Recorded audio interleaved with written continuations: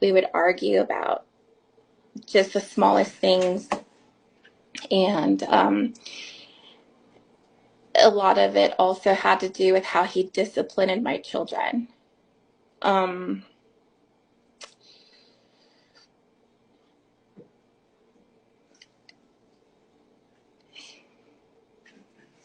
I'm very protective over my kids. And I didn't want somebody else to discipline my children. I didn't want him talking ugly to them or hurting their feelings. And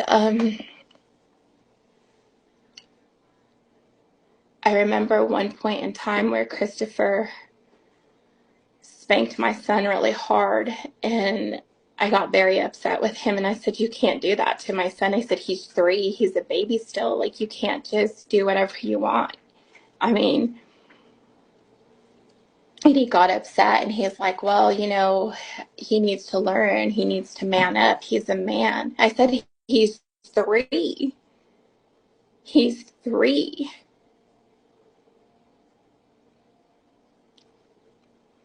And as time went on, like, I could see him getting more aggressive and more aggressive. And I stood up for my kids all the time. I didn't like how like I said, how he talked to them, how he wanted them to stand in the corner all the time. And I didn't like that. So I stayed a little bit longer. I ended up eventually getting pregnant with Faith. And it was probably, I want to say, maybe early September that I found out that I was pregnant with Faith. And I remember telling him that I was pregnant, and he wasn't happy about it. So I called my parents back home here in Albuquerque, and I told them the situation. And I said, well, Christopher wants me to get an abortion with Faith. And my parents said, no, you're not. And I said, I'm not. So I know he was very upset about me keeping Faith at that point in time. So I came home. My grandma had gotten very sick, and I decided to come home. And after that, I just kind of stayed here in New Mexico, because at that time we weren't getting along, and we were just like newlyweds, and that should have never happened. But I saw things, like I said, that were just it wasn't right about him. So I moved home, and I did my whole pregnancy by myself. And so I finally,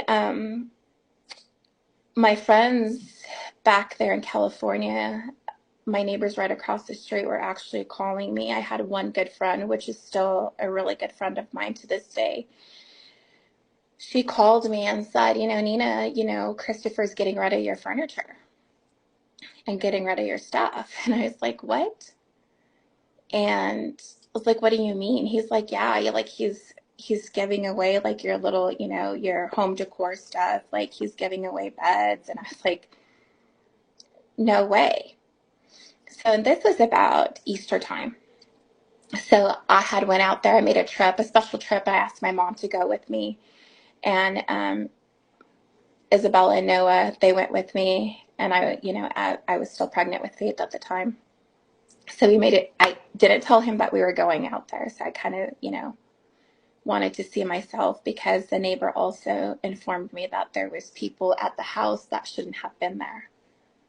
So I guess I kind of wanted to sneak up on him and see what he was doing, right?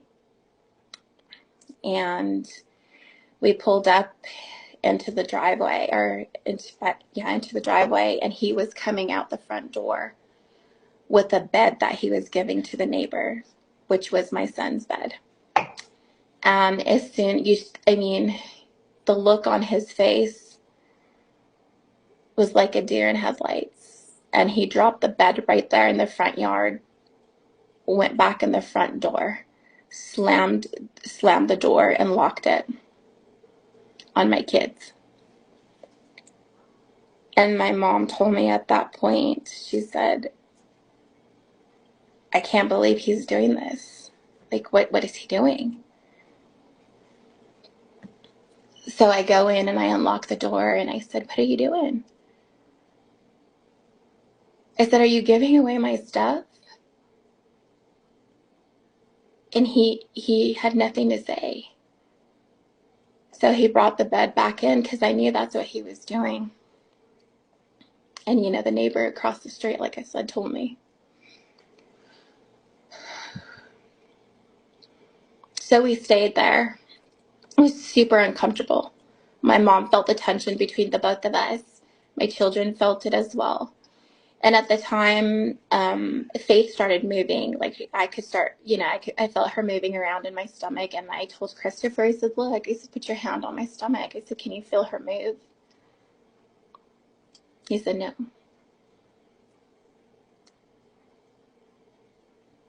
When you're pregnant, you always think that your spouse is going to be super supportive and be super excited that you're pregnant and bringing a life into this world for him, right? But I didn't get that. I didn't get that support that I needed. So,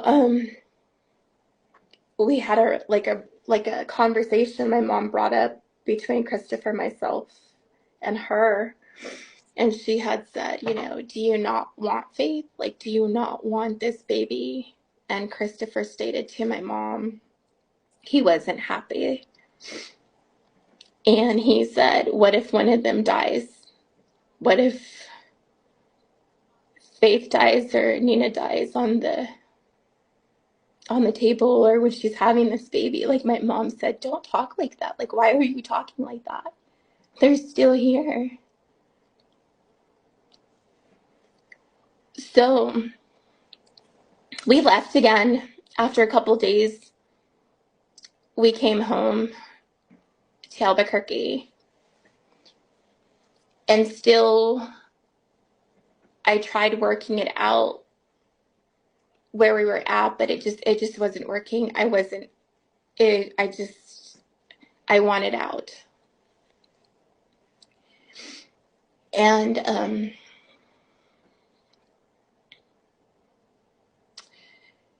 I had Faith on my own.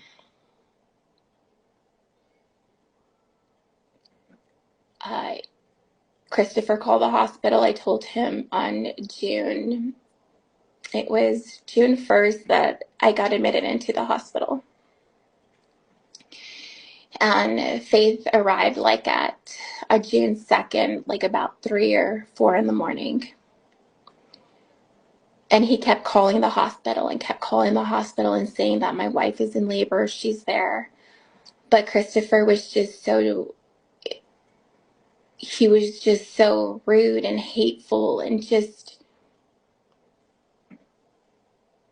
he wasn't even there. So then he arrived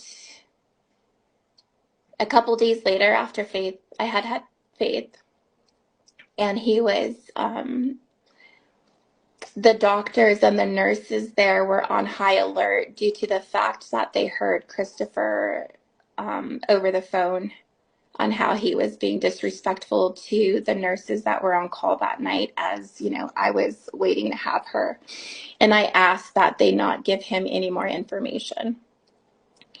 So he arrived. I had Faith. He arrived a couple days later, like I said. And you could just tell the look on his face, like he wasn't happy at all. Like, didn't say, hey, you did a good job. Didn't say, I'm so happy that you know, brought my